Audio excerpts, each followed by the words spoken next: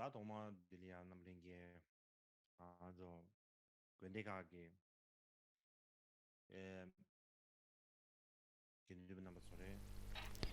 Прежде всего, я хочу вас всех тепло поприветствовать. Особенности я приветствую всех монахов и монахинь из монастырей, Дан도 Chuzo Mangbushio. а также всех, кто смотрит эту трансляцию в центрах Дharмы. Chuzo Hadenja. И Дана Синья мы лишь начинаем пытаться подключать к трансляции все центры Дharмы. И не все Дharma-центры смогли подключиться организованно. Ну, те, кто слушает эту трансляцию в Дharma-центрах, я приветствую вас. Также я приветствую всех вас, кто смотрит эту трансляцию у себя дома. Тех, кто смотрит ее в разных странах. В особенности тех, кто слушает ее в Тибете и в Китае. Приветствую вас всех.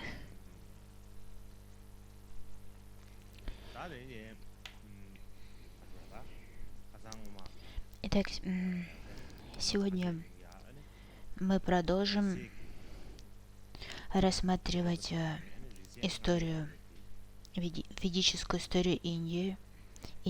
Мы с вами обсуждали уже ведический период, и мы говорили о том, что ведический период разделяется на ранний и поздний, и мы закончили рассмотрение раннего ведического периода, и поэтому сегодня мы будем рассматривать поздний ведический период. Даты позднего ведического периода — это 11 век до нашей эры, 6 век до нашей эры.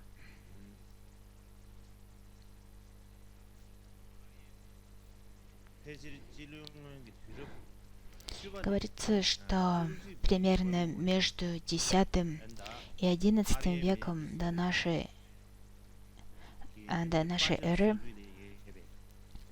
все те люди, которые не принадлежали к ариям, то есть не арийские племена, они все были порабощены, все были побеждены. То есть все те люди, кто изначально населял современный Панджаб, они все попали под контроль ариев. И некоторые из них, они сдались ариям и были превращены в рабов, тогда как другие не хотели подчиняться, не хотели сдаваться, и они были изгнаны в другие земли, дальше на юг.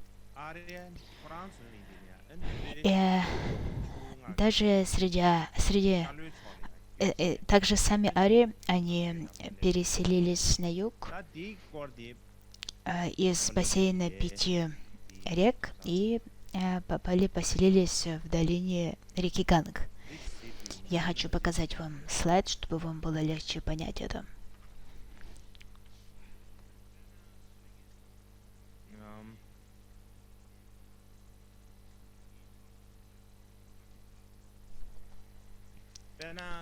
Если вы взглянете на карту, то на левой карте показывается, откуда пришли арии. Они пересекли перевал Кхабер, и они поселились в долине реки Инда. И среди всех притоков Инда, то, что называется Пятиречье, бассейн 5 рек, либо Панджаб. А затем они переселились в долину реки Ганг. Это на правой карте вы видите бассейн реки Ганг.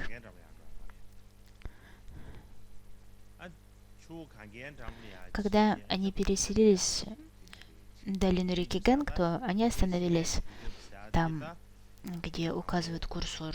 И эта карта, она показывает распространение ариев в поздний ведический период. Во время этого позднего ведического периода арии переселились из долины реки Инд, Панджаба, в долину Ганга. То есть они переселились в центральную Индию.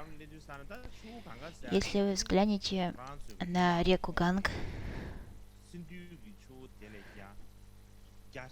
то Ганг намного больше, чем Инд.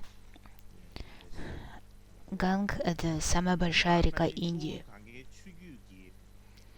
И долина бассейна реки Ганг — это самая процветающая земля в Индии, самая плодородная земля Индии.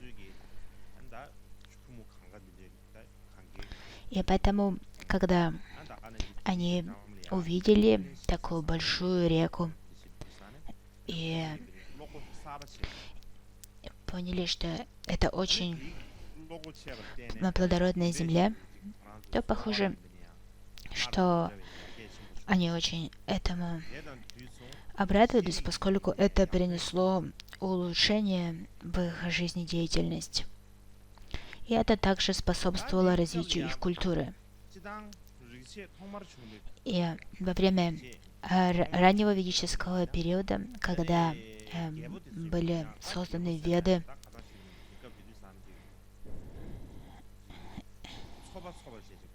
и арии в то время жили в племенах, они не были царствами, они просто жили кланами, племенами, и у каждого племени был свой вожак, свой правитель, которого избирали из всех жителей племени, из всех членов племени. То есть наиболее способный член племени, наиболее уважаемый человек в племени, он избирался как главный, как вожак, и именно он считался правителем, царем. И в то время не было традиции наследственной монархии, то есть передания королевско-царской власти в наследство от отца к сыну. В то время не было особого царя. Это похоже на историю раннего Рима. В древнем раннем Риме также не было особого императора, титул бы которого бы передавался наследству. Правитель избирался. То есть подобное было и у древних ариев. Однако затем, когда они поселились в долине Ганга, то постепенно начала формироваться традиция наследственной царской власти, когда власть передавалась от правителя царя к его сыну.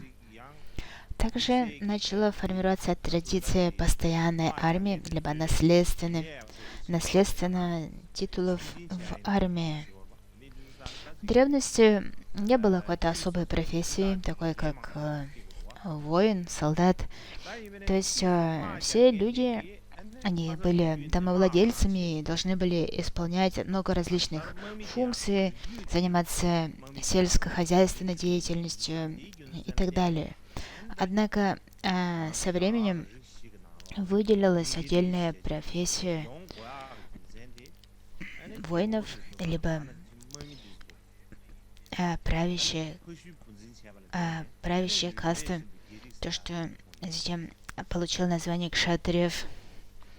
И кшатрии, правящая каста, это стало политической и военной властью.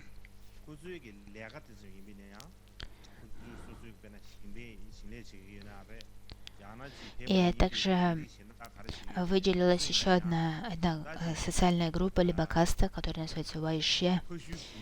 Это те люди, которые занимались сельским хозяйством, либо торговлей, ремесленничеством. И вайши также стали передавать свое ремесло по наследству от отца к сыну.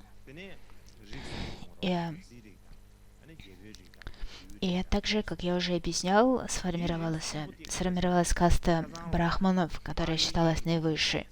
И так в это время было 3 касты: это брахманы, кшатрии и вайши. Все они принадлежали к арии, то есть они все были ариями. И все эти три касты, изначально они могли совершать ритуалы, могли читать восхваления, гимны, заниматься ритуальной практикой и так далее.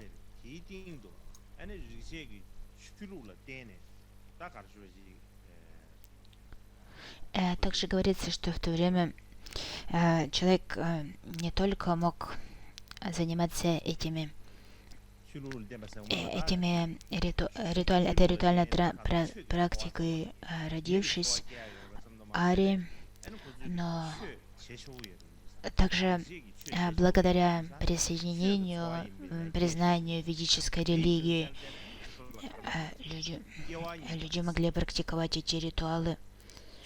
И что касается брахманов, они имеют второе название, что означает виджи, поскольку брахманы, они как бы имеют две жизни, обычную человеческую жизнь и духовную жизнь. Когда они начинают заниматься духовной жизнью, они как бы снова рождаются, поэтому двиджа означает дважды рожденные. И кроме этих трех каст были еще низшая каста, каста Шудра. Шудра — это те люди, которые были завоеваны ариями. Это те, кто стали рабами ариев. То есть они проиграли в борьбе с ними. И после этого они были порабощены, обращены в рабов ариев.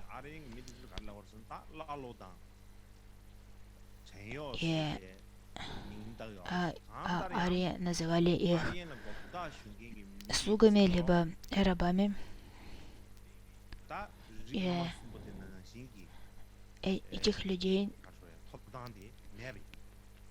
эти люди не обладали такими же правами, как предыдущие три касты, и их называли экаджати, что означает те, у кого есть одно рождение.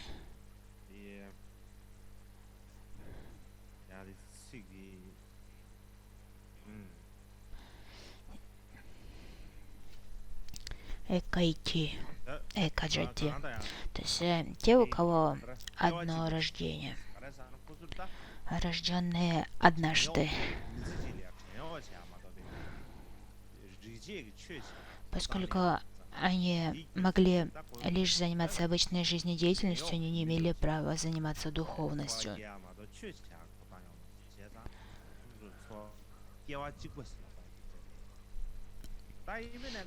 Однако в то время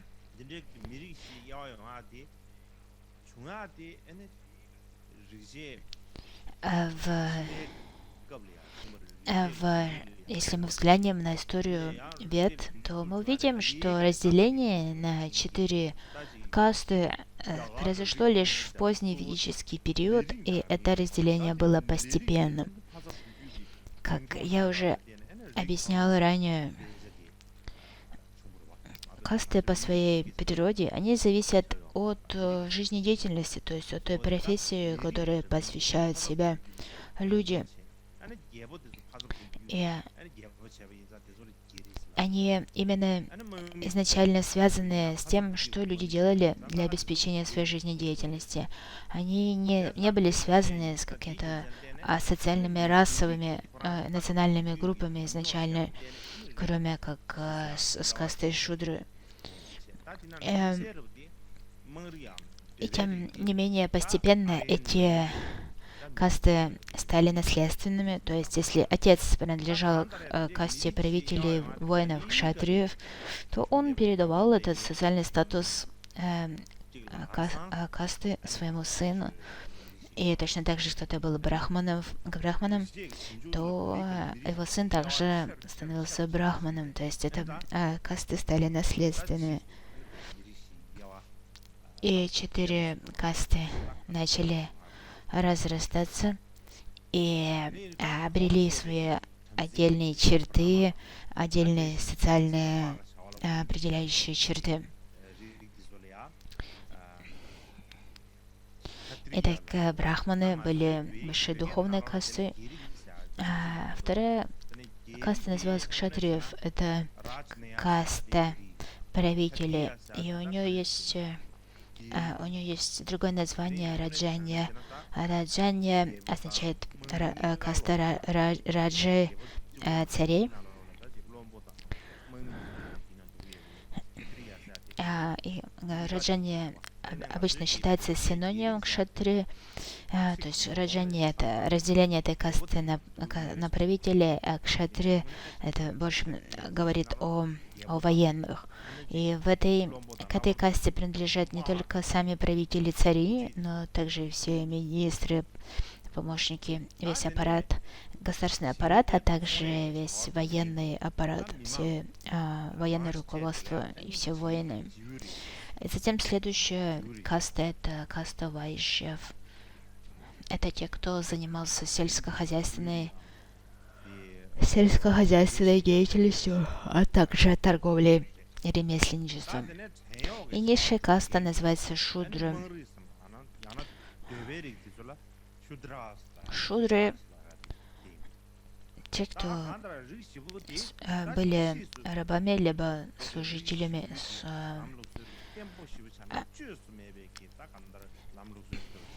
и со временем эта традиция разделения на касты, она стала очень, очень укорененной, как бы неизменной.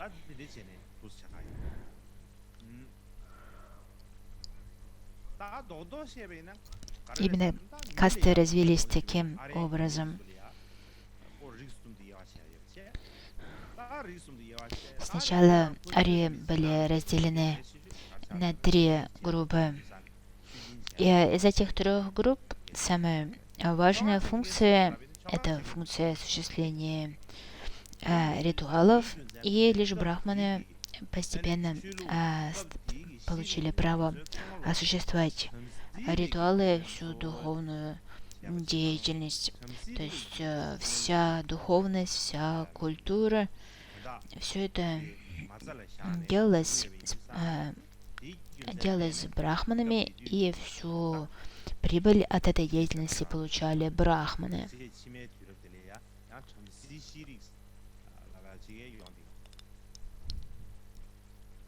И поэтому также древний ведический период называется брахманическим периодом, поскольку в нем брахманы играли такую важную роль. Продлился он примерно 500 лет. И на протяжении этих 500 лет, когда развивалась эта брахманическая цивилизация, брахманическая культура, то в этот период произошло большое развитие познания людей, уровня знаний людей об уме, о природе вещей. И в этот период возникло много философских систем. И для того, чтобы облегчить понимание этого сложного периода, я решил разделить этот период на 3 составляющих. Так вам будет легче понять его. И как мы будем разделять его таким образом. Первый период — это 4 веды, второй период — это брахманический период, и третий — это век философии.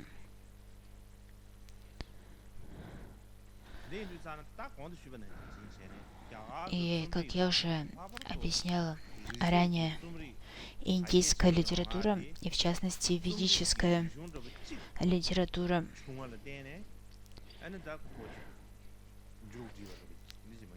она не представляла собой завершенную коллекцию, литературную коллекцию, какой-то один текст, либо одну категорию текстов. Не было много различных текстов, которые принадлежали к разным категориям, и некоторые из этих текстов возникли в одно и то же время, а некоторые возникли позже, чем другие. И поэтому принцип, по которому я разделяю этот поздний ведический период на 3 составляющие, он не означает, что это что принцип это часовой принцип. Например, что после 4 вед, после создания 4 вед наступил брахманический период. Эти периоды могут совпадать. То есть 4 веды могли развиваться и во время брахманического периода. То как же... Поэтому принцип, по которому я разделяю это больше как категории текстов. То есть, к примеру, 4 веды — это одна из литературных форм литературного жанра, тогда как брахманическая литература — это другой литературный жанр. И затем философские трактаты — это еще третий литературный жанр. То есть вот принцип, по которому разделяются эти 3 подпериоды. Они разделяются по принципу литературных жанров. И первый из них — это 4 веды. Как были созданы 4 веды. Я уже объяснил вам о том, как была создана Ригведа. Но как же все 4 веды были сложены.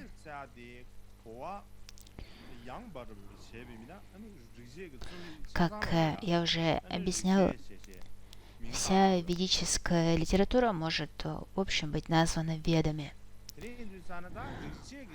И поэтому, когда мы говорим о ведической литературе, если мы хотим разделить ее на составляющие, то мы можем выделить 3 таких части. Первая часть называется мантра, которая также называется самхита. По-тибетски это Ngak и Дюба. Это коренные тексты вед. Вторая часть — это брахманы. Это отдельный литературный жанр. И не путайте это название с названием касты брахманов. Это не каста брахманов, это брахманы как тексты. Прям тексты, которые так называются, брахманы. Хотя название то же самое. И на тибетском они называются Драмсен, что означает брахман. Третье...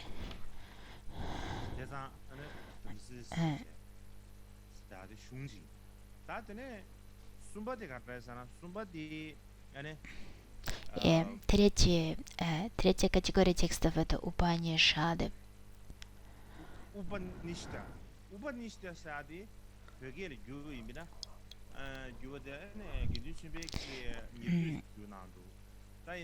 И Гендун Чобель перевел слово Упанишады как уважение, почитание, но Упанишаду также можно перевести как сидение рядом. То есть это философские тексты, которые передавались от учителя гуру ученикам. И они передавались устно, и передача этих философских трактатов была тайной, поэтому ученики должны были сидеть очень близко от учителя для того, чтобы слышать то, о чем он говорит. Именно поэтому эти тексты называются Упанишады, либо сидение близко. Когда мы говорим о коренных текстах, это мантра самхита, в которой принадлежат все 4 веды. Затем это категория брахманов, брахман и третий Упанишад. Когда мы говорим о самхите, то самхиты разделяется на Ригведу, Самаведу, Яджурведу и Атарваведу на 4 веды. Я уже объясняла это ранее. Это 4 составляющие изначального ведического знания, изначальной самхиты. И вначале была только Ригведа. Ригведа она является самой древней. И когда была создана Ригведа, не было остальных трех коренных вед. Как я уже говорила, Ригведа не была изначально записана, она передавалась в устной традиции и была записана лишь позже. И Ригведа была записана лишь намного позже, именно в поздний ведический период. Это тот период, который мы с вами рассматриваем сейчас.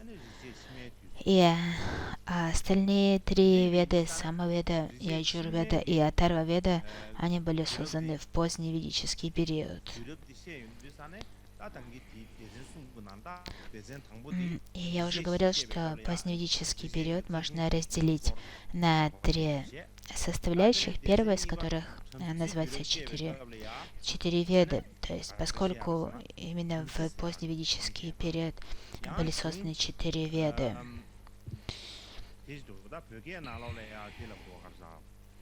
И второй раздел литературы — это Брахманы, третий — это Упанишады. И кроме Брахман был создан еще одна категория текстов, которая называется Арьяняка и Упанишады. То есть кроме Брахманов и Упанишад была еще одна важная категория текстов, которая называлась Арьяняка. И все они были развиты, возникли и получили свое развитие в брахманический период. И прежде всего я хотел бы рассказать о четырех ведах. Как я уже говорил, потребовалось несколько столетий для того, чтобы совершить создание вед, и на протяжении этого времени многие люди редактировали их, изменяли их, и в конце этого периода они были записаны и представляют собой то, что мы можем видеть сегодня. То есть веды, которые мы читаем, можем прочитать сегодня, это тексты, которые были записаны спустя долгое время после того, как они возникли. И они не были записаны одна за другой. Может быть, что они были записаны одновременно, либо некоторые из них были записаны одновременно, тогда как другие были записаны позже. Это не определено. Но что нам известно, это то, что Ригведа была первой, а остальные три веды возникли позже.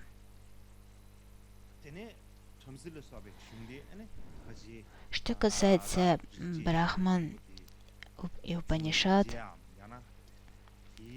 то, возможно, они возникли либо после трех поздних вед, либо одновременно с тремя поздними ведами. То есть со всеми ведами, кроме Ригведы.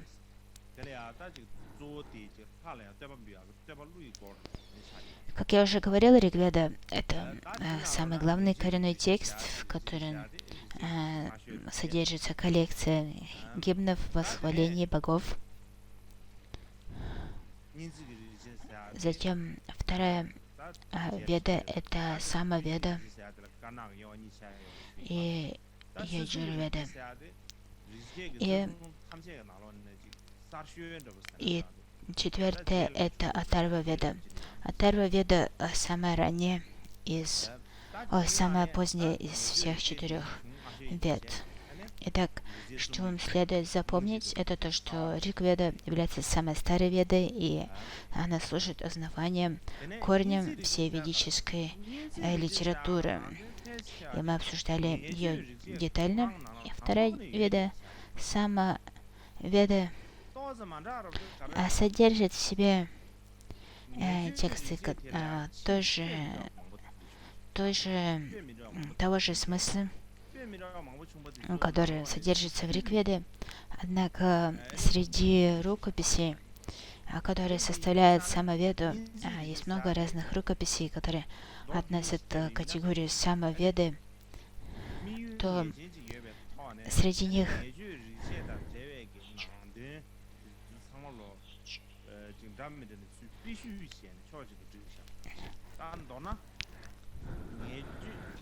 то похоже, что самоведа представляет собой новую коллекцию текстов, которые составляют Ригведу. То есть можно сказать, что это новая редакция текстов, составляющая Ригведу.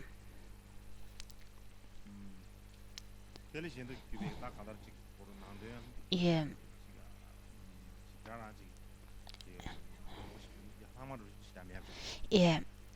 поскольку содержание Самадевы не так сильно отличается от содержания Ригведы. Третья Яджурведа, она разделяется на две части. Это тексты света и тексты тьмы.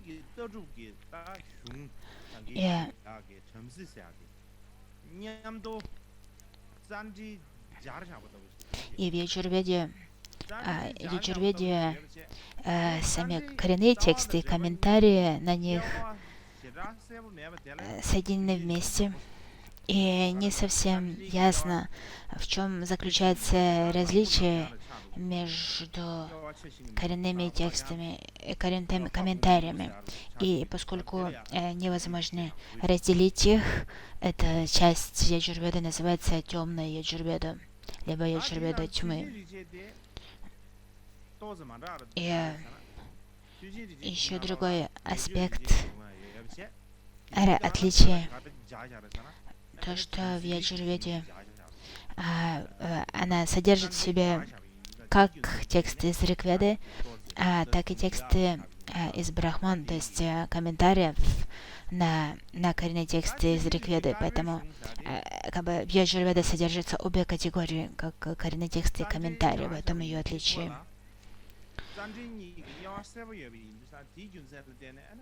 И в той части, которая называется Яджурведа света, это та категория текстов, в которой различие между коренным текстом и комментарием ясна.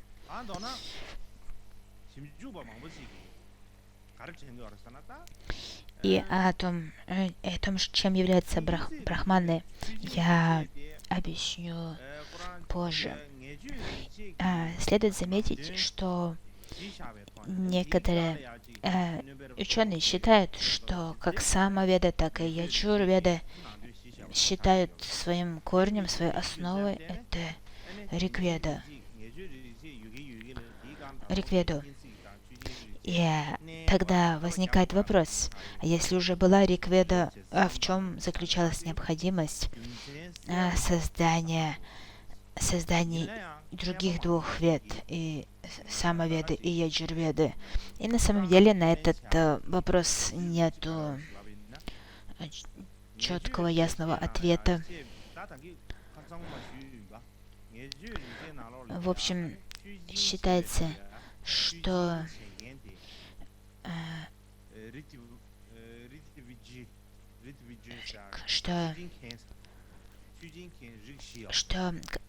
как я уже говорил, было 4 категории священников для проведения ритуалов. И поскольку было 4 категории священников, которые осуществляли ритуалы, первый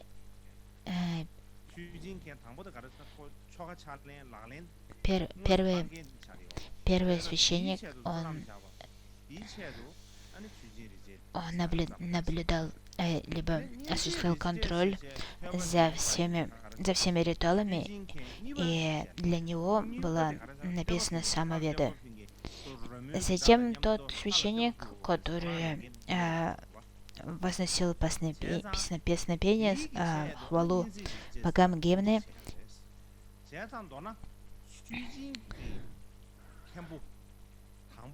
то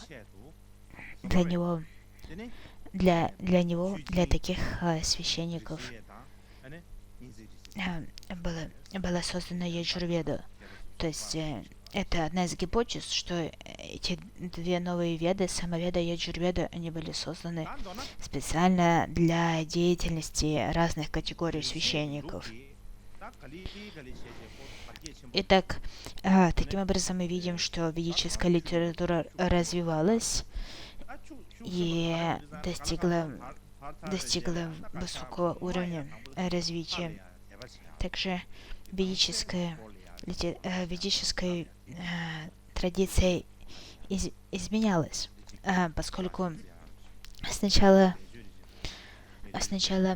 они верили лишь в индивидуальных богов. В начале в Ригведе больше говорится об индивидуальных богах, о зарождении бхакти, то есть веры и преданности богам. Но затем они начали больше интересоваться внутренними аспектами, такими как ум, состояние ума.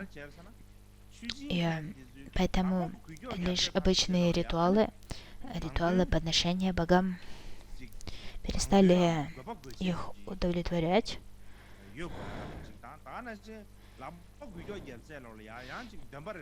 И просто все содержание ритуала, например, все мудрые движения рук и все слова, которые священник произносит во время ритуалов, оно все стало наделяться определенным значением, внутреннее значение. И то есть ритуалы стали все более и более сложными, что обычные люди, они просто перестали понимать, что происходит во время ритуала. Только если они изучали, что именно совершается во время ритуала, только тогда они могли понять, что происходит. К примеру, это похоже на наши практики, к примеру, практика Ваджракилая. На самом деле это сложная практика, которую нужно особо изучать, и обычные люди, им тяжело понять, что происходит во время этой ритуальной практики. И поскольку эти ритуалы так усложнились, так развились, в какой-то момент их нужно было записать, поскольку они уже не могли передавать устно все детали этих ритуалов. Появилась необходимость записать их и объяснить их письменно. И именно поэтому возникли Яджурведа и Самаведа, которые являются более детальными, чем Ригведа. Они вносят новые элементы. Также были созданы комментарии на Веды, чем являются брахманы, тексты брахманы. И в результате ритуальная практика стала такой сложной, что в какой-то момент ее нужно было записать все это для того, чтобы объяснять брахманам, как совершать эти ритуалы. И так эта литература и возникла. В Яджурведе содержится много различных ритуалов. Есть ритуалы, которые совершаются раз в жизни, некоторые ритуалы, которые совершаются раз в год, а также ритуалы, которые совершаются ежедневно. То есть в них содержится объяснение многих различных ритуалов. И я хочу объяснить вам некоторые самые важные из ритуалов. И большинство этих ритуалов, они принадлежат к позднему ведическому периоду и брахманическому периоду. И традиция их передачи все еще сохраняется.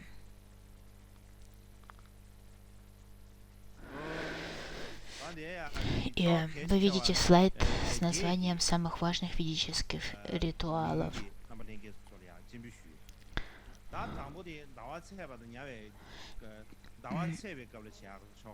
Первые ритуалы — это ритуалы, которые осуществляются во время растущей и стареющей Луны.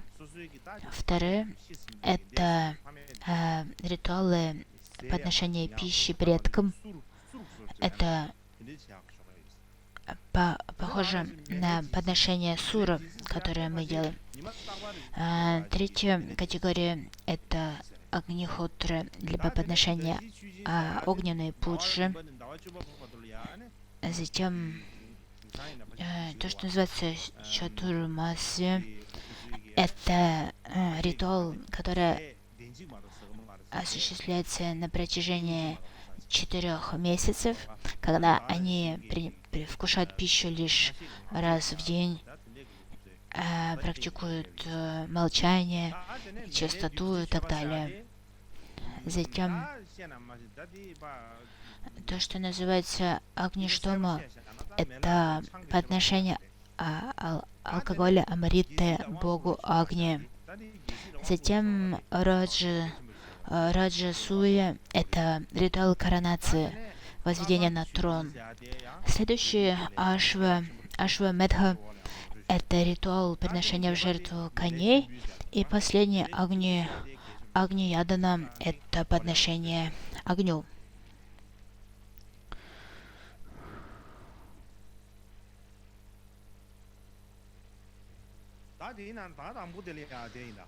Итак, и сначала, прежде всего, я хочу рассказать о ритуале коронации. То, что на санскрите называется Раджасуя. В Аджурведе много различных ритуалов, но в связи с тем, что у нас мало времени, я не могу объяснить их всех. Однако важным является ритуал возведения на трон, коронации.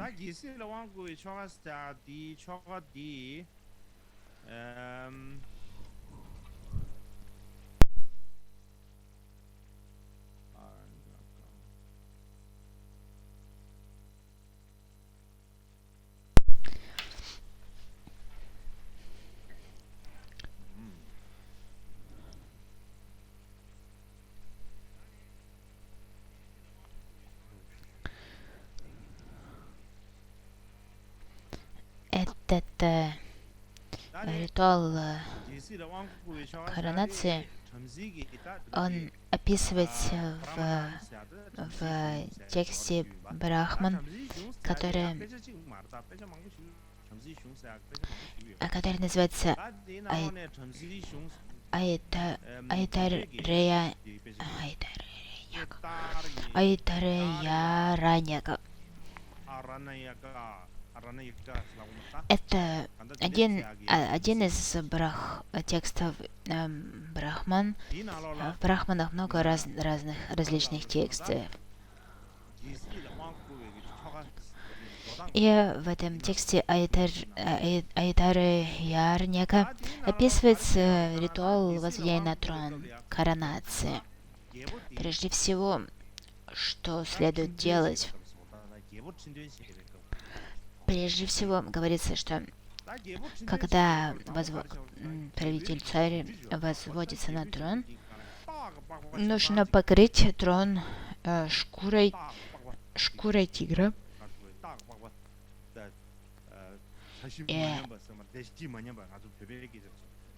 это не просто шкура тигра, а это полная шкура тигра, то есть у которой есть лапы и когти. И это полная шкура тигра, она кладется шерсткой кверху. То есть шерсть должна быть снаружи, она должна быть видима. И голова тигра, она должна указывать на восток, в направлении напротив трона. То есть это символизм расстилания тигровой шкуры. В чем ее смысл?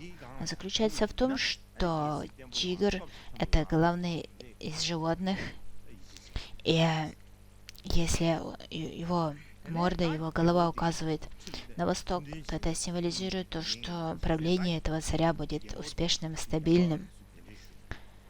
И затем царь, который возводился на трон, он должен был подойти к трону сзади, стать лицом к востоку.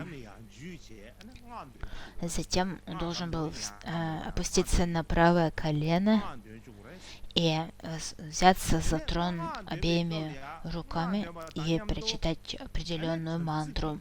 И в то время, когда он читал мантру,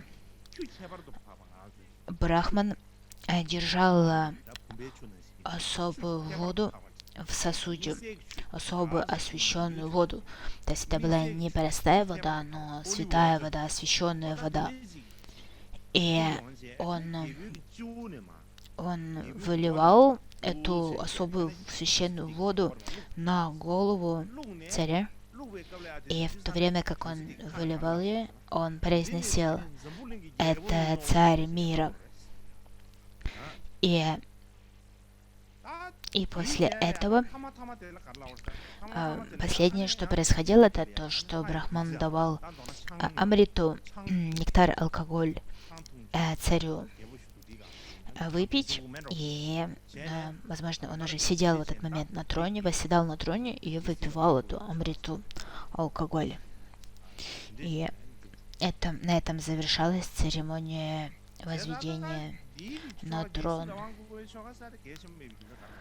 Причина, по которой это так важно, мы с вами говорим о посвящениях, о вангах, абишеках, и традиция, от которой происходит посвящение Ваджраяны, это именно это посвящение возведения на трон. Это индийская традиция.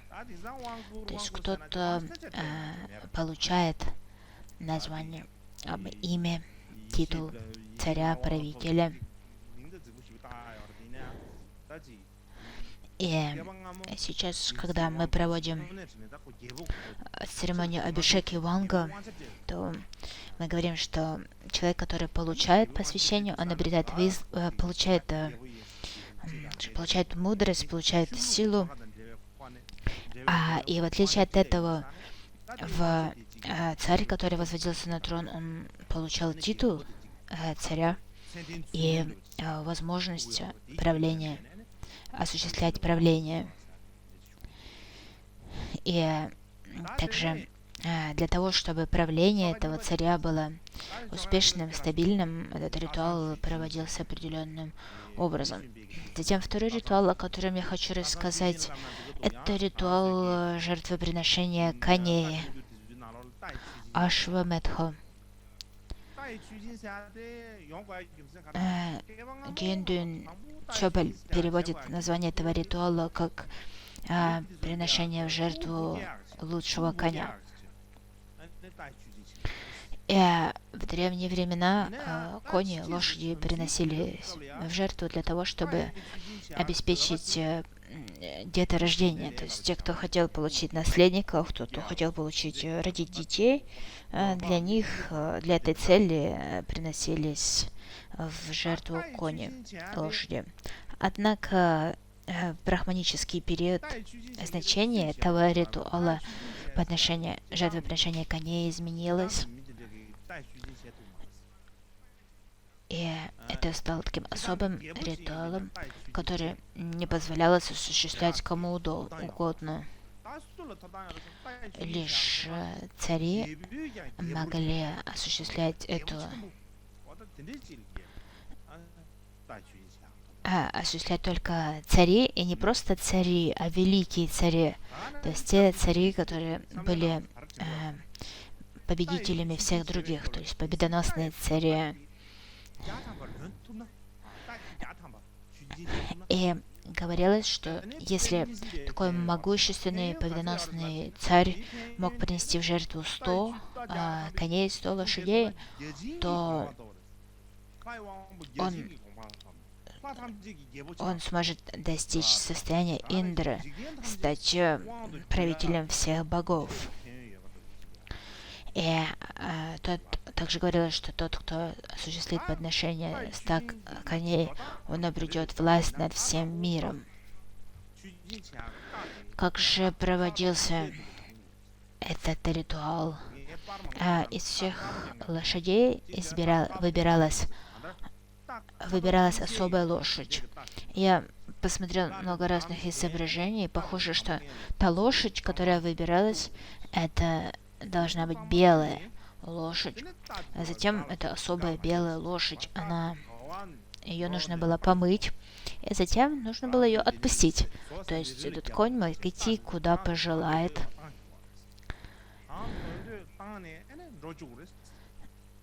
То есть лошадь никак не держали, она шла куда хотела. И за ней следили, то есть за ней посылали определенных людей следить. То есть по ее следам шли люди, которые смотрели, куда идет этот конь. И говорится, что иногда сам царь шел за лошадью, за конем. То есть царь собирал армию и шел по следам этой особой лошади. И почему царь шел с армией? Дело в том, что если конь отправлялся на территорию другого царства, другого государства, то царь должен был следовать за этим конем и тогда объявлять войну этому другому царству, и то царство должно либо воевать, либо сдаться. И то есть это было, то есть если и тогда, если царь, который послал лошадь, если он выигрывал битву, если он покорял ту землю, то затем он возвращался в свое царство с лошадью и переносил эту лошадь в жертву. Если же он проигрывал битву, то все подданные над ним смеялись. Если же он выигрывал, то все его славили, все его хвалили. И по возвращению, то есть этот царь возвращался с триумфом и приносил эту лошадь в жертву, убивал ее. И это была очень обширная, такая очень блистательная церемония жертвоприношения этой лошади. То есть она символизировала то, что царь является очень сильным, очень могущественным. И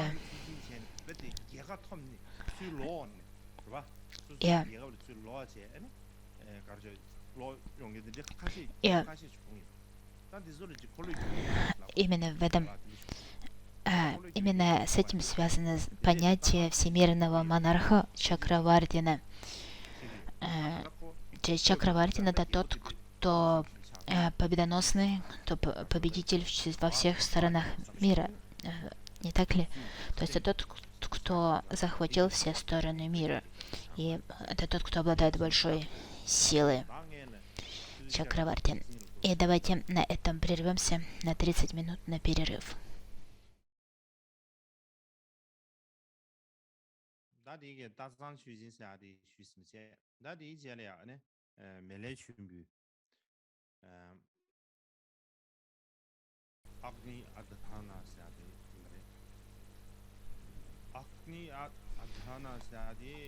И следующее, о чем мы поговорим, это ритуал огненной пуджи Агни-яданы.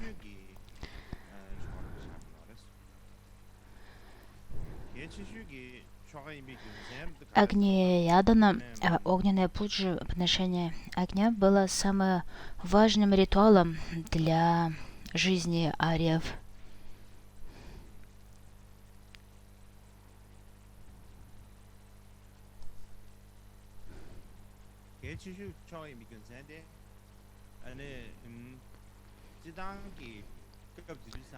Причина, по которой это был такой важный ритуал, заключалась в том, что главы глава, главный человек в доме, то есть отец либо сын, они, они исполняли обязанности подготовки мандал, огнищ и зажжения особого огня. И если они не делали этих огненных подношений, то это считалось знаком неуважения к богам. Кроме этого, жизнь Брахмана разделялась на 4 периода. Первый период — это период безбрачия. Второй период — это период жизни женатого человека, домовладельца. Затем третий период назывался жизнью в лесу. И в конце концов это жизнь на подаяние. 4 периода. Мы будем более подробно говорить об этом в будущем, но сейчас кратко. Первый период — период безбрачия, целибата. Это когда брахманы получали духовное образование, то есть они жили в определенном духовной школе, вдали от дома, и держали целибат. Затем, когда они заканчивали образование и они возвращались домой, то они должны были немедленно жениться. И в это время они зажигали особый огонь. И именно это называлось агни-ядана, либо подношение огню. И как проводился этот ритуал? В первый день либо растущие луны, либо уменьшающейся луны, то есть либо 30-й лунный день, либо 16-й лунный день по лунному календарю. Они начинали этот ритуал, и требовалось 2 дня, чтобы его завершить. В первый день назначались 4 священника, которые готовили круглый очаг и квадратный очаг. И иногда готовился еще один очаг между ними, который был по форме полумесяца. И первый из этих 2 священников зажигал огонь путем трения 2 дощечек друг от друга. Давайте я покажу вам слайд. Итак, вы видите на слайде слева, что прежде всего они зажигают огонь путем трения 2 деревяшек.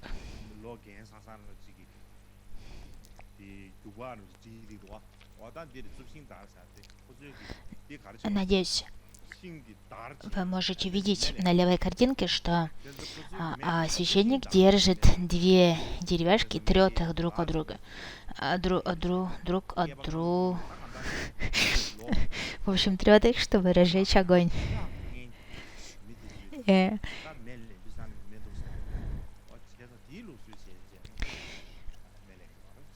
И это то, как люди добывали огонь тысячи лет тому назад. То есть это древнейший способ добывания огня с помощью трения древесины.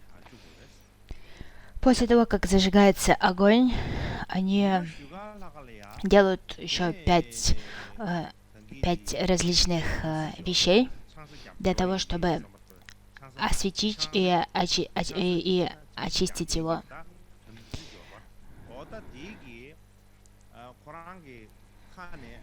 Тот брахман, который женится,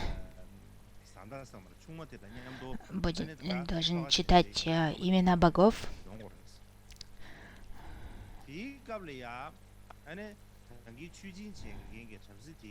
И он заходит в дом, в котором он будет жениться. И тогда священник учит его брахмана, который женится, и его жену способу зажигания огня.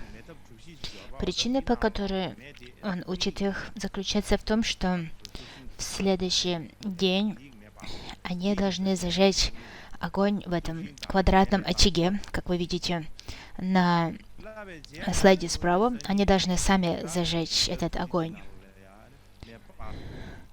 И после того, как он научил их, на следующее утро они становятся на колени возле этого огнища и простираются перед Богом огня.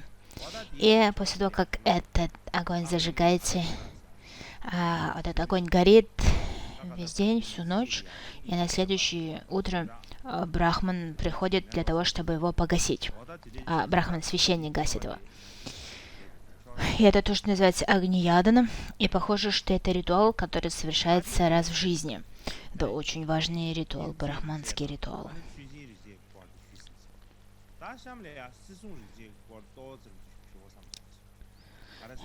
И я рассказал вам о Самаведе и Яджурведе. И давайте сейчас поговорим о четвертой веде, Атарва-веде. Атарва-веда важна, поскольку она связана с тайной мантрой Ваджраяны. Атарва-веда является четвертой, последней и наиболее поздней ведой. И если в первых трех ведах прежде всего излагаются ритуалы совершения подношений и гимны восхвалений,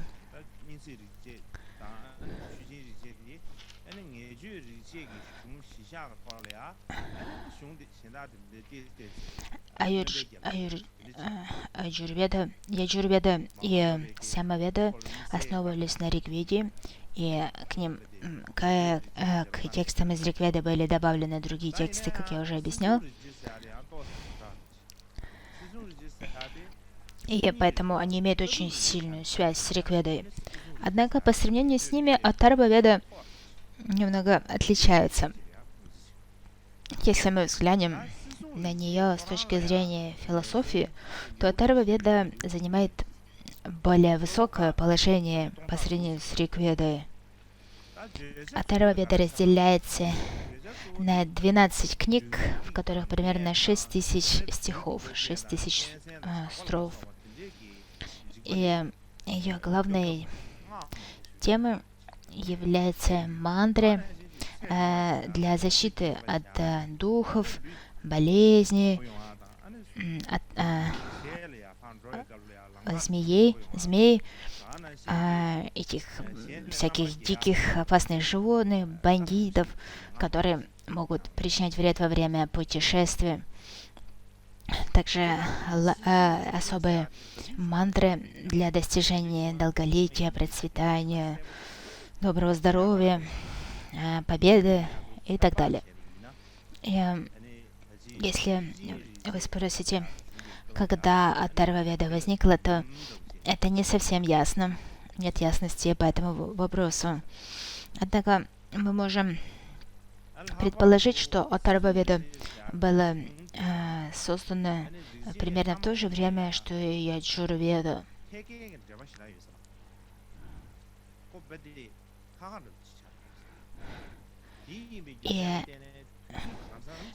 И нету особой связи, мы не наблюдаем особой связи между Атарва-ведой и другими ведами. И по этой причине долгое время Атарва-веда не признавалась как одна из вед. И лишь в наши века Атарва-веда начала признаваться одной из вед.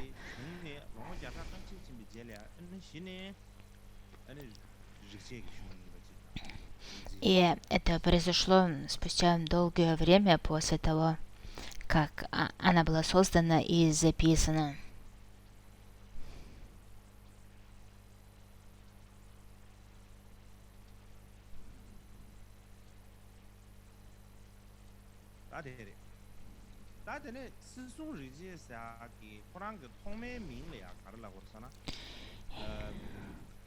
И изначальное веда, изначальное имя этой веды это Атарва Веда. Это изначальное имя, которое этот текст носил с самого начала.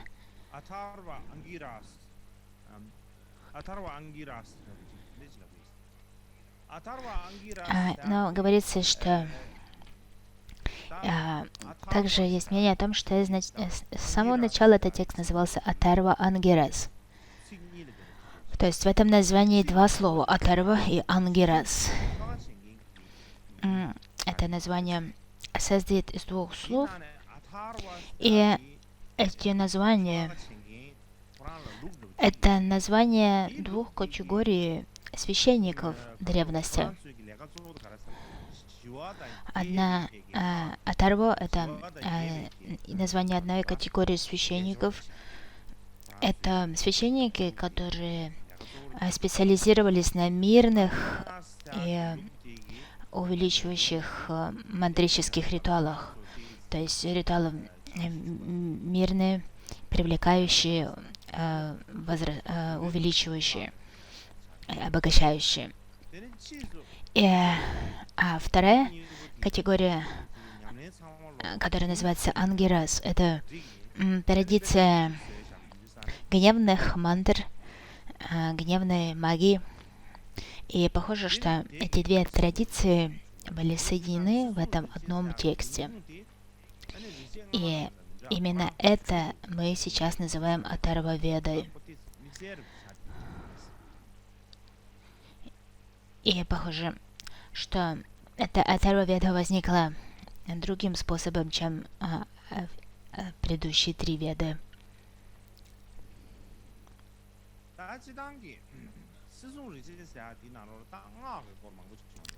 И сейчас, когда мы говорим об Атарва Веде, то в ней очень много всего говорится о мантре. Мантра очень важна для Атарва Веды. И то, что мы сейчас называем мантрой, в древности носила различные имена, но сейчас мы можем сказать, что имелось в виду именно то, что мы называем мантрой. И мантра встречается еще в Ригведе.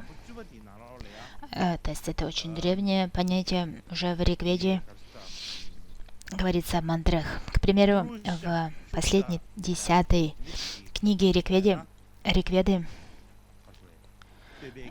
содержится текст под названием Пуруша Сукта.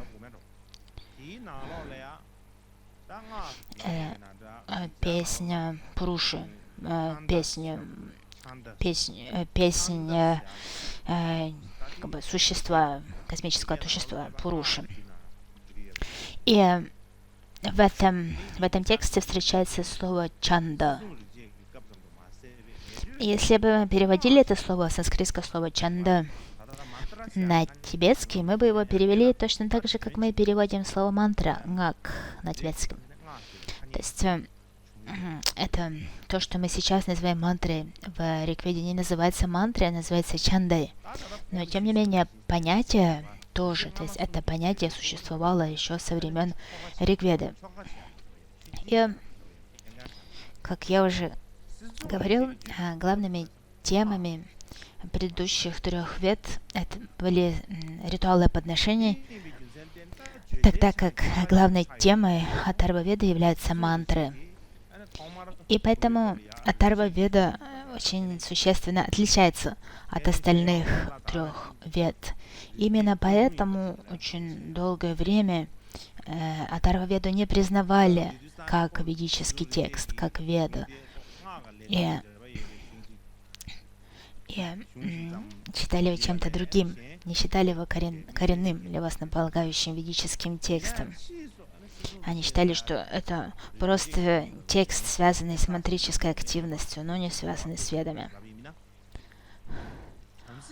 Однако позднее брахманы начали признавать Атарва Веду как ведический текст.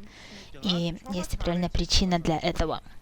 Дело в том, что, как вы знаете, брахманы совершают ритуалы, и в какой-то момент они пришли к выводу, что лишь совершение ритуалов недостаточно.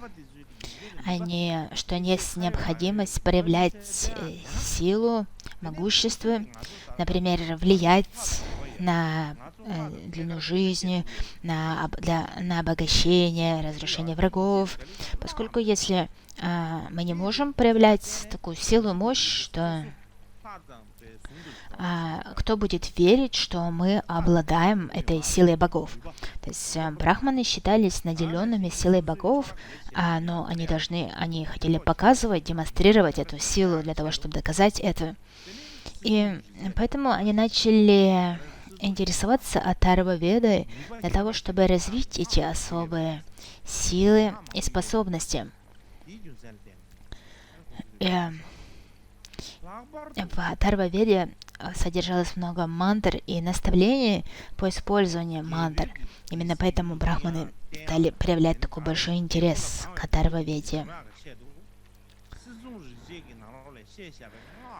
И в особенности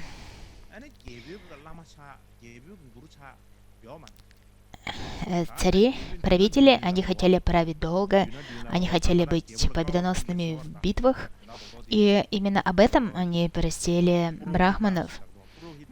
И именно это должны были обеспечить те, кто назывались священниками при дворе, те, кто назывался пурухитами.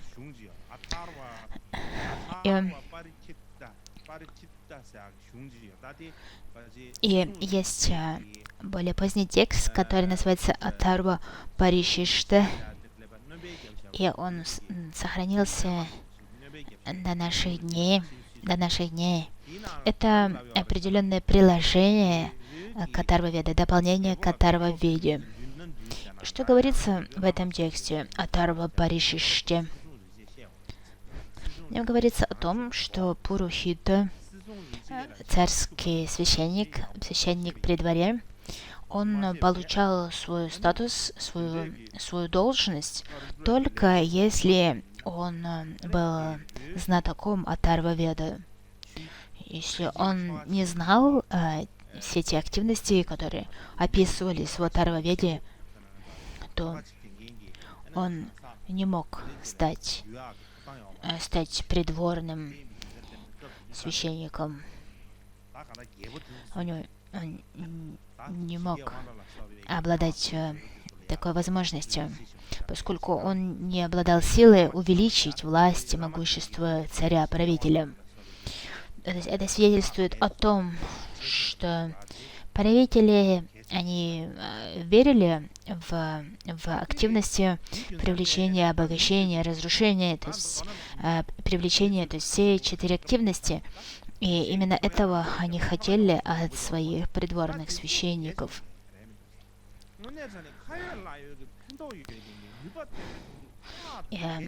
Как я уже говорил, ритуалы, которые объясняются в Ведах, они сложные. Однако то, что могло помочь усилить власть, получить власть, этому могли помочь мантры.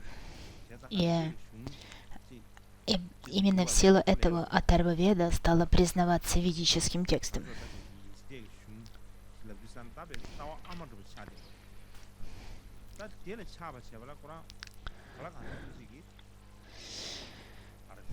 И сейчас, когда мы говорим, что Атарва-веда является одной из вед, это означает, что это важный коренной текст, который обладает силой, могуществом, влиянием.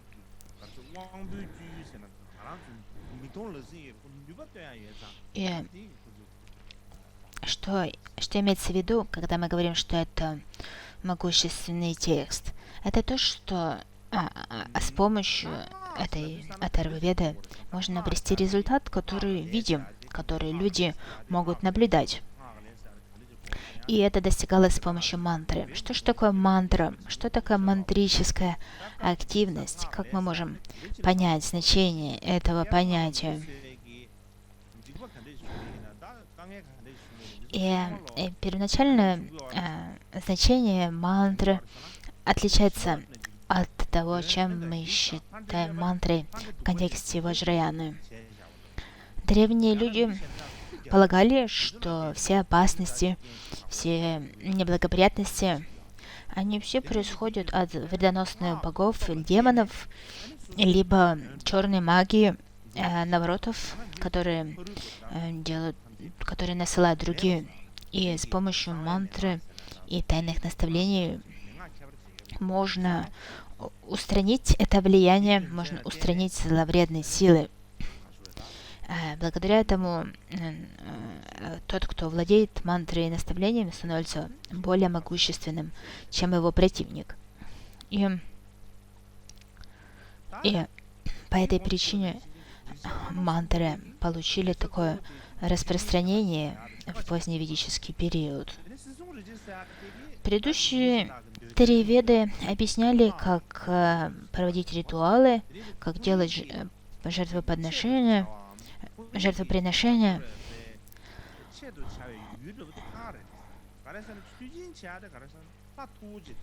Но особая функция мантры отличалась от функции ритуалов и подношения.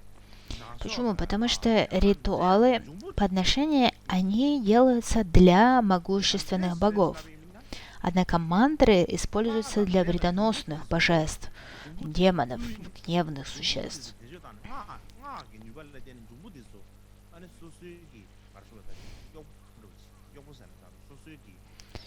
То есть мы призываем могущественных богов исполнить свою активность, помочь нам. И для этого мы делаем им подношения.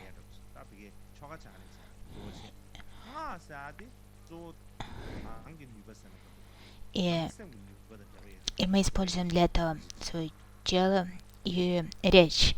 То есть подношения, что они используют, это тело и речь. Мы произносим определенные слова и делаем физические действия подношения. Однако в мантре главное значение придается внутренней силе, силе ума. И для того, чтобы что-то считалось мантрой, необходимо было иметь две условия. Первое, чтобы мантры были могущественными, то есть мантра должна обладать силой. В наши дни люди придумывают многие мантры. Например, мы придумываем именные мантры. Мы, например, произносим «Ом», затем мы добавляем что-то посередине и в конце говорим «Сохо». И оно выглядит как мантра, но на самом деле это абсолютно бессмысленная комбинация слов. То есть мантра должна обладать силой, должна приносить благо, приносить пользу. Просто сказать, что это мантра, и потом произнести какую-то белиберду, это бессмысленно. Мантра должна быть могущественной, сильной. И затем, второе условие, во время произношения мудры в буддийском контексте мы должны использовать то, что мы называем мудрой, либо символ. Нам необходимо это символическое наполнение мантры. И если выполняются эти 2 условия, то тогда цель употребления мантры будет достигнута.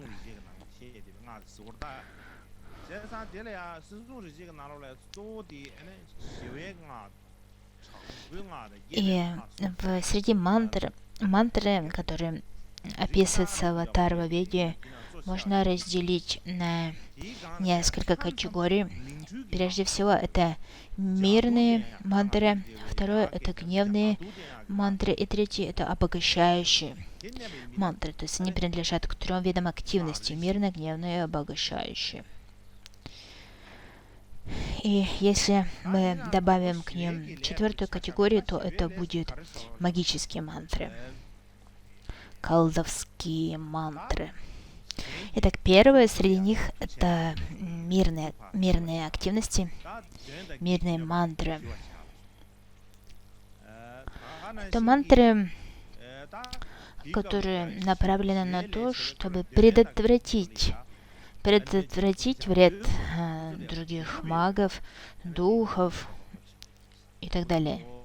И эта активность проводится мирным способом, уважительным способом. То есть им что-то дается, делается какое-то подношение для того, чтобы их ублажить, удовлетворить этих духов, либо существ, которые причиняют препятствия. К примеру,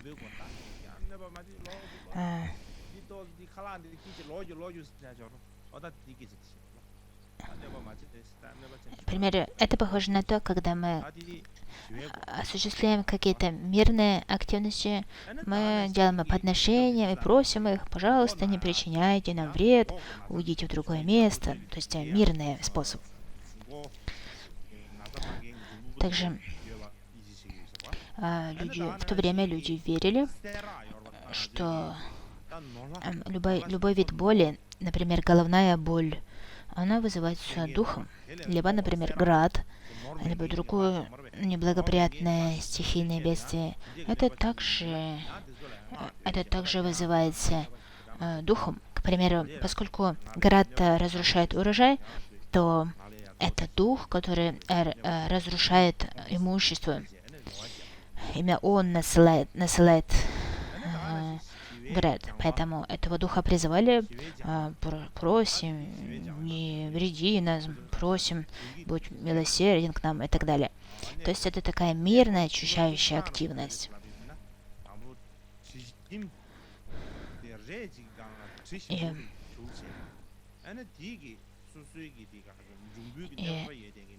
иногда эти духи, вредящие существа, их просто пытались переселить в другое место, отправить в другое место. К примеру, если кто-то заболевал, то брали какую-то одежду этого человека, обтирали этой одеждой этого болеющего, и затем уносили эту одежду из дома. И считалось, что вредящие духи следовали за этой одеждой.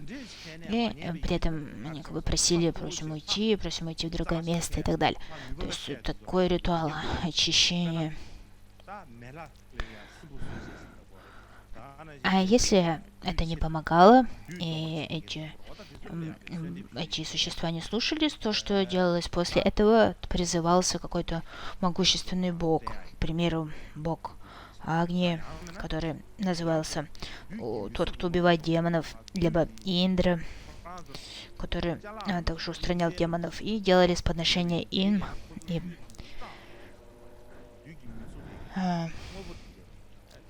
таким образом влияние зловредных демонов устранялось. Кроме того, мог использоваться какой-то определенный символ, который мог преодолеть демонов. То есть этот символ держали в руке, и с помощью его изгоняли демона. К примеру, делали доску, готовили такую деревянную, доску, дощаную платформу, на котором помещали воду, огонь, камни и прочие элементы, которые символизировали власть и могущество над демонами и так далее. Пока сейчас нету нужды говорить об этом детально. Так, второй тип активности, второй тип мантр — это гневная активность и гневные мантры. Что такое гневная мантра? Это то, что направлено на устранение. При этом призываются гневные демоны, зловредные демоны, которые призываются для того, чтобы причинить кому-то вред, разрушить кого-то. И это то, что является противоположным мирной активности, о которой мы говорили ранее. И третье, то, что называется обогащающая активность, это то, что приводит к увеличению, к улучшению статуса жизни продолжительности жизни, богатства и так далее. Итак, есть 3 этих активности: мирные, гневные и обогащающие, описанные в Атарваведе. И если вы обратите внимание, вы увидите, что в нашей тайной мантре Ваджраяне описываются похожие активности. Мы также добавляем к этим трем активностям приумножающую активность. Мы обычно говорим о привлекающей, обогащающей, разрушающей и увеличивающей активности, 4 типах активности. И 4-й вид мантр — это мантры, которые были связаны с предсказаниями. Сейчас мы используем малые четки для того, чтобы делать предсказания. К примеру, когда кто-то заболевает, то определенных лам просит провести предсказание, сделать предсказание по поводу течения болезни. В Древней Индии для этого с этой целью избирали маленьких детей, то есть те, кому было 7-8 лет, и затем с помощью мантры соединяли этого ребенка с божеством, и потом слышали эти предсказания, которые божество давало через этого ребенка. То есть такой был способ делания предсказаний. И в целом вы знаете, что тибетцы являются очень суеверными. Например, если тибетцы видят черную ворону на дороге, они считают это злым, плохим знамением, плохим знаком. И подобно этому также и люди в Древней Индии были очень суеверными. И в Атарва-веде были описаны многие из таких суеверий, символов. Также было дано много наставлений по тому, как делать предсказания, как проводить мантрическую активность, также лечить с помощью мантры и так далее.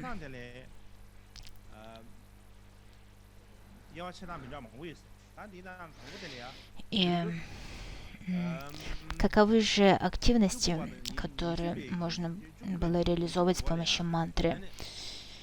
Я хочу вам рассказать об этом. Говорится, что в конце 19-го, начале 20 века был один американский философ, ученый, который считался знатоком санскрита, был санскритологом. Его звали Морис Блумфилд. Я не знаю, как правильно читать его имя, то есть сами прочитайте. Его имя Морис Блумфилд, как написано. И, в общем, этот ученый, Морис Блумфилд, он описал многие категории мантры. Давайте вы можете посмотреть на этот список. То есть первая категория Байсаяни. Это мантры, я думаю, что это Байшаджьяни. Это мантры для исцеления. Затем Аюшьяни. Это мантры для обеспечения долголетия. Затем следующие это мантры для усмирения духов, врагов. Мантры, которые осуществляли женщины, затем мантры, которые читали цари, мантры, которые создавали гармонию, мантры, которые взращивали процветание, долголетие, и мантры, которые устраняли неблагие поступки и загрязнения. И был еще один японский ученый по имени Юки Мацунага, и он также составил этот список активности мантр, то есть это активность излечения, удлинения жизни, обогащения, очищения, общая активность, активности для женщин, гневная активность, были активности для правителей, царей, и в конце активности брахманов. И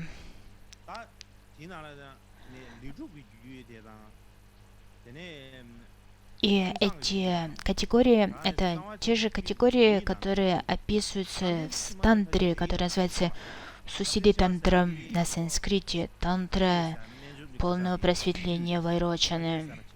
И то есть перечень такой же, как в этой тантре полного просветления вайрочаны. И в других буддийских текстах категории не совпадают. И похоже, что эти активности похожи на активности крия-тантры.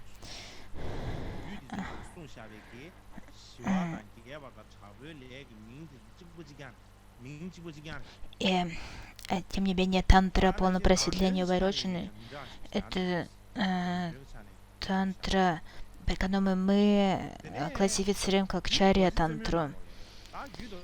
Ну, как бы там ни было, в этих двух категориях низшей тантры, крия, чарья тантры, также есть перечень активностей, 5 активностей. Есть еще одна тантра, которая Дуржицами, это Ваджрашекара тантра. Это тантра, в которой описываются 4 активности, разрушающие, и все предыдущие активности, к ней добавляются привлечение, активности привлечения. И имена, названия, которые используются, они очень похожи на эти активности, описывающиеся в ведических текстах. И именно по этой причине все эти 4 основные активности — привлечение, увеличение, устранение, которые мы достигаем с помощью ритуала и мантры, они все берут свое начало из ведического периода, ведических текстов. И если вы ищете их истоки, то именно в Ведах вам следует искать эти истоки. Кроме того, как вы знаете, мы также делаем огненные пуджи, джинсек. И традиция джинсека огненные пуджи восходит к ведическим ритуалам. Именно по этой причине, когда мы исследуем ритуалы и практики тайной мантры, мы можем найти их истоки, семена в ведической литературе, в ведических ритуалах. И, как вы уже поняли, ведическая литература — это то, что насчитывает больше 4000. История Вед насчитывает больше 4000 лет, то есть они были созданы больше 4000 лет тому назад. То как же они изменились, как они развились из ведических текстов в буддийский текст? Не так легко ответить на этот вопрос. Почему? Потому что у нас нет исторических источников, которые бы свидетельствовали об этом. Уже говорил, нет исторических документов, которые бы рассказали нам о том, как это было и как оно изменялось. Поэтому нам трудно делать какие-либо утверждения по этому поводу. Но что мы можем утверждать, это то, что практики, которые объяснялись в ведических текстах, и практики, которые мы осуществляем в контексте тайной мантры Вашряны, очень похожи. И является ли это просто совпадение? Нет, не является. Это свидетельствует о том, что между этими двумя традициями существует сильная связь.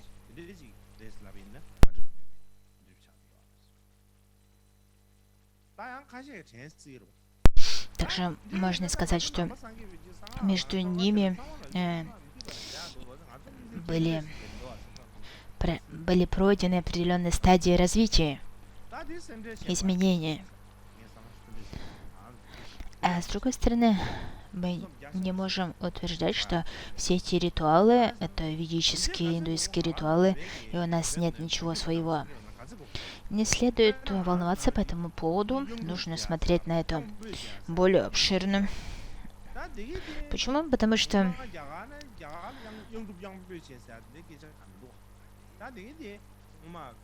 у нас есть особые практики, например, практики Яндруб в тибетской традиции, которые которые были в Тибете до прихода буддизма. И после того, как буддизм распространился в Тибете, они были интегрированы в буддийские практики. И эти старые тибетские добуддийские практики были просто наделены новым буддийским значением и таким образом стали практиками обогащения буддийской традиции Яндруб. И кроме того, когда мы смотрим на это, то где возник буддизм? Буддизм возник в Индии. Где жили первые буддисты? Первые буддисты жили в Индии. Почему, к примеру, буддийские монахи должны носить определенные одежды? Потому что такова была традиция во времена Будды в Индии. То есть все это связано с аспектами индийской цивилизации. То есть все, что делал Будда, оно было связано с индийской цивилизацией, с индийской культурой. И Будда не мог учить чему-то, что совершенно не соответствовало традициям и культуре того времени. Люди бы не смогли этого понять. Это бы никак бы не могло уложиться в умах этих людей. Будда должен был учить в соответствии с умами и мировоззрением людей того времени, в соответствии с тем, что те люди считали важным. В соответствии с этим, если бы он учил дарме, которую люди совершенно не могли понять, которая была совершенно чужая для них, то, возможно, некоторые люди, наделенные верой, могли бы сказать: я не понимаю, что вы говорите, о чем вы говорите, но я верю в это. Ну, таковы были бы, такие люди, возможно, были единицы. Поэтому для того, чтобы принести благо большинству, Будда должен был учить в соответствии с культурой и традицией того времени. Итак, давайте теперь продолжим. Постепенно в Индии развилось то, что мы называем философией, либо философским воззрением. И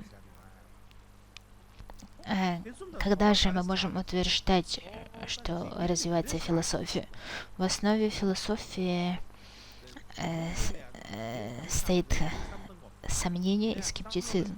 То есть мы должны задаваться определенными вопросами. И когда у нас возникают эти вопросы, в ответ на эти вопросы развивается философская система. К примеру, люди должны были задаться вопросом: а как возник мир? Как возникли люди? То есть они должны были начать думать об этом, задаваться такими вопросами, а также относиться к этому более скептически. Также они должны были задавать такие вопросы: а как же мир придет к концу, как мир будет разрушен и так далее. И люди начали задаваться такими вопросами, начали думать об этом. И изначально в Ригведе, в которой Солнце и Луна считаются богами, это такое довольно примитивное воззрение. Однако вопрос: а как же возник мир, как возникли существа, это довольно глубокие вопросы. То есть люди со временем начали задавать такие вопросы. И поскольку они начали думать об этом, как результат они развили то, что мы называем философией. Итак, в Индии зародилась философия, философское воззрение. 다 다리잡 건드려서 중벌에서 라비나 다 리치 치매 뒤를 갈래 나가면 그 미치기 떠주 따와들이야 나고 다시 Как распространилась философия. Говорится, что в поздний ведический период 이제 사람들 무엇이지 다 무엇하게 사망부지 воззрение людей, ранее воззрение людей, согласно которым все природные силы обожествлялись, эти воззрения изменились. Постепенно то, что мы называем политеизмом, когда разные природные силы обожествлялись, каждая из них, каждая природная сила является отдельным богом. То есть политеизм, либо многобожие, изменилось на пантеизм. То есть понимание того, что божественное является всепроникающим, либо всеохватывающим. Именно такое воззрение всеохватывающего божества, то, что мы можем назвать пантеизмом, оно развилось в Индии. Как вы знаете, в Индии сначала было воззрение политеизма, многобожие, то есть было много различных богов.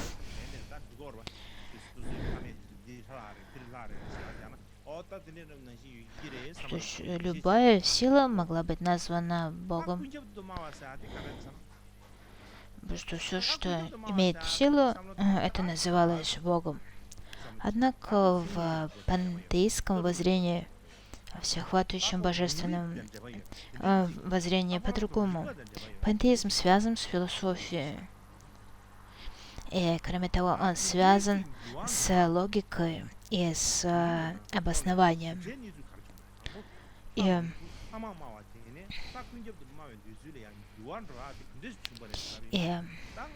каким образом произошел этот переход от политеизма к пантеизму? Как люди перешли от поклонения многим богам одному всепроникающему, всеохватывающему Богу?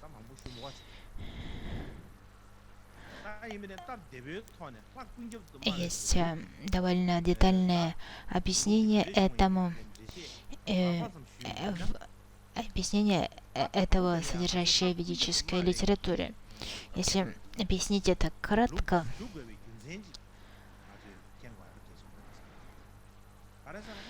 прежде всего причины, по которым нам следует рассмотреть, почему возник пантеизм. Это потому, что пантеизм очень важен для нас. Пантеизм — это начало индийской философии. И также именно в нем содержится корень, либо семя всего дальнейшего развития. То есть, когда многобожие сменилось воззрение пантеизмом, это было основа индийской философии, и следующим витком развития стала буддийская философия.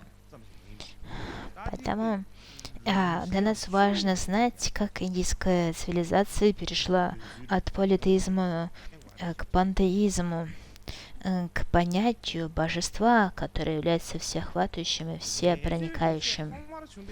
Нам нужно понять, как это произошло.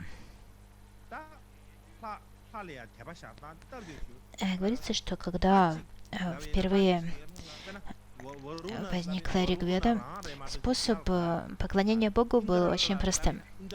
Каждый бог был отдельным богом. Варуна был Варуной, Индра был Индрой и никем другим. Если вы восхваляете Индру, то вы направляете свое внимание именно на Индру, не на кого другого. Однако гимны восхваления начали меняться, и постепенно возник новый способ восхваления богов. Что произошло? Эти гимны начали славить всех богов как содержащихся в одном боге. К примеру, К примеру, кто-то в начале божество это огни, затем, когда огонь зажигается, это огни, когда огонь уже зажжен, это Варуна, и затем, когда ему совершается подношение, это Индра. То есть это одно и тот же как бы объект восхваления, огонь, он и Агни, и Варуна, и Индра. То есть он является всепроникающим, всеохватывающим. Таким образом, несколько божеств начало объединяться как одно, как один Бог. И в первой части третьей книги Ригведы каждая строфа заканчивается такими словами «Махаттеванам асуратьям экам», что означает «все боги могущественны и едины по своей сути». Это свидетельствует о том, что люди, которые раньше считали каждым богом отдельным божеством, начали считать, что все боги по своей сути едины. И спустя какое-то время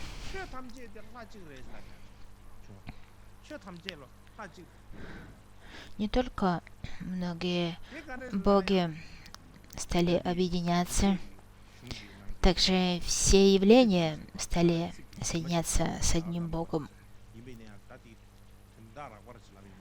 В Ведах возникло понятие Адита — это небеса, Адита — это отец, дети, Адита — это причина и не причина, и так далее. У нас есть такие же слова: ты отец, ты мать, ты дети и так далее. В тантрах, в наших тантрах также встречаются такие слова. Откуда они происходят? Опять же, это все восходит к возрождению пантеизма. Раньше все боги считались отдельными, но затем они стали считаться едиными по своей сути. То есть все боги, они одно и то же. Они разные формы, но суть у них одна и та же. И не только все разные боги едины по своей сути, но все явления не являются отдельными. Они все происходят от одного источника. Они все одинаковые по своей сути. Итак, Адита, который считался отцом и матерью, детьми. Адита — это бог, один из важных богов, таких второстепенных богов. И важно не то, кем был бог Адита, а то, как развилось отношение людей к этому богу. Того, что этот бог является множеством различных вещей. То есть все эти различные явления, они все восходят к одному источнику, либо первопричине. Есть одна какая-то первопричина всех вещей. И поскольку такое воззрение возникло, благодаря этому зародились все древнеиндийские философии. С точки зрения буддийской философии мы разделяем все небуддийские воззрения на нигилистические и этерналистические. То, что на санскрите называется астика и настика. То есть те, что считают, что все истинно существует, и те, что отрицают любое существование. И это то, что называется теретиками, либо теми, кто имеет крайнее воззрение.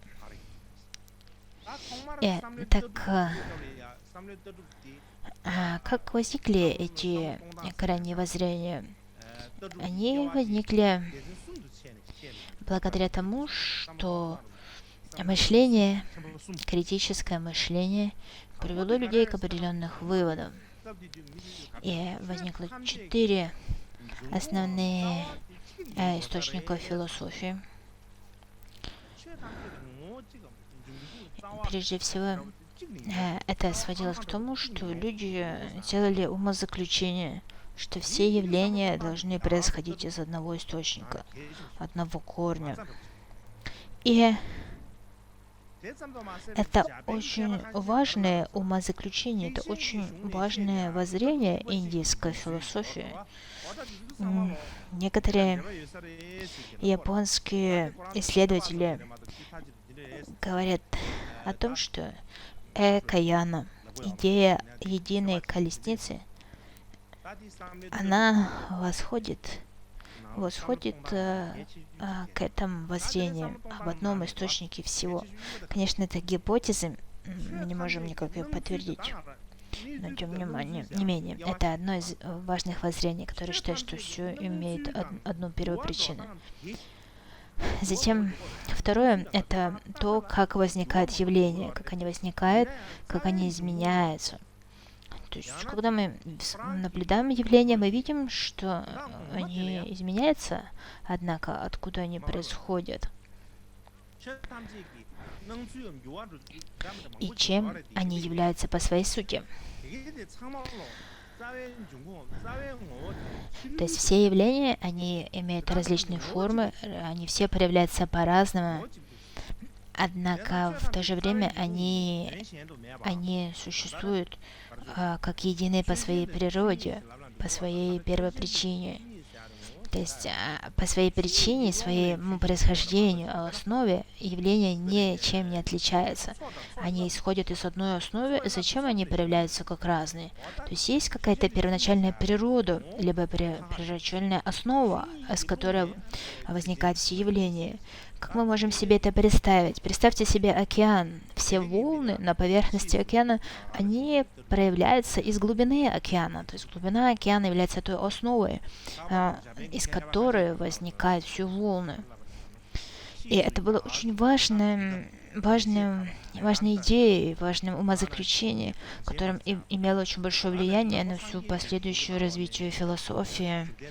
Например, воззрение Веданты, школы Самkhya и много других утверждений, к примеру, Читтаматры, школы только ум. Семена, истоки этих философий, их можно найти именно в этом воззрении, которое это умозаключение, которое было достигнуто в то время. Так, третье философское воззрение — это что все явления возникают из одного источника, и этот источник является неизменным, неподвижным. То есть этот источник, он неизменный, вечный, и из него возникают все явления, которые являются изменяемыми, непостоянными. Тем не менее, источник является постоянным. Это очень важное умозаключение. И японские ученые по этому поводу говорят, что в Махаяне у нас есть воззрение Татагата Гарбы, буддовой природы Будды, и что мы описываем природу Будды как неизменную и истинную. И это похоже на это воззрение, древнее воззрение. Итак, в то время зародилось много различных взглядов, зародилось понятие философского анализа. И благодаря этому, если мы будем разделять буддийскую философию и небуддийскую философию, то, что можно назвать индуистской философией, возникли все эти различия между ними.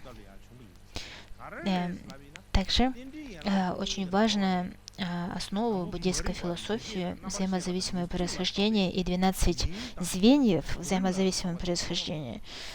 Истоки этого мы можем найти в ведических источниках.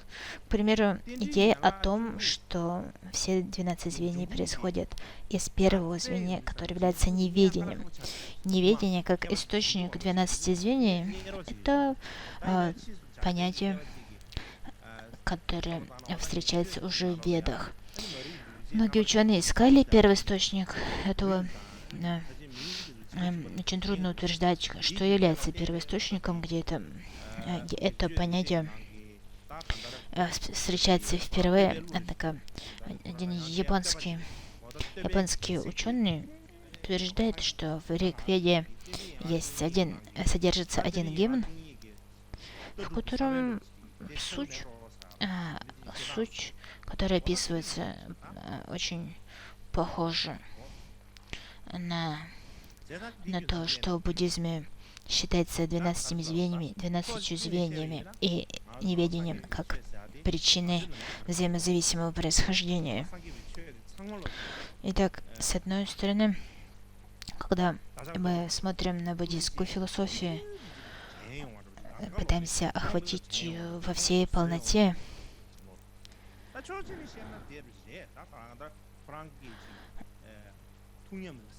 как что-то, чему учил Будда, то, конечно, это то, чему Будда учил благодаря своей реализации, своему постижению, своей практике. Он познал это на опыте, и потом он учил этому.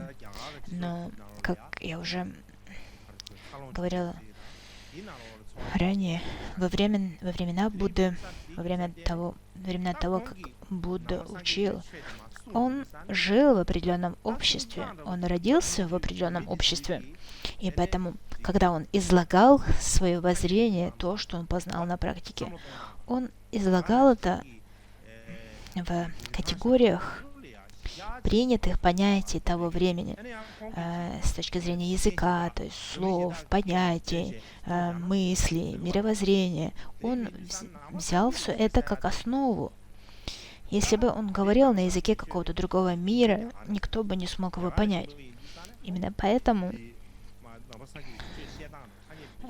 буддизм возник в Индии на основе, которая существовала в то время в Индии. И именно поэтому буддизм использует много терминов и понятий, которые существовали в Индии до буддизма. Если бы буддизм зародился в Древней Греции, то он был бы связан с древнегреческим обществом, с философией Древней Греции того времени. Это довольно очевидно. Если бы буддизм зародился на Марсе, то он бы использовал марсианские понятия, марсианскую философию. То есть Будда учил в соответствии с понятиями, местом и временем, с понятиями людей в соответствии с местом и временем, в котором он жил, в соответствии с тем, как люди думали, как они поступали и как они видели мир. И именно по этой причине некоторые аспекты буддийской философии очень сходны с древнеиндийской философией. И это явление, этот аспект не то, к чему мы должны относиться критически, либо что-то, за что нас должны критиковать. Вместо этого мы должны относиться к этому как подтверждение того, что у буддизма очень древняя история, древние корни. Буддийское воззрение, оно уходит своими корнями глубоко в прошлое. Оно уходит своими корнями в учение вед. И веды — это очень высокий уровень философского воззрения. И затем, основываясь на этом уровне, высоком уровне философского зрения ведического периода, буддизм поднялся еще выше. И поэтому это не недостаток, а достижение. Буддизм — это очень продвинутая философия. Итак, на этом, наверное, хватит на сегодня. Давайте на этом остановимся. И сейчас давайте прочитаем посвящение заслуги.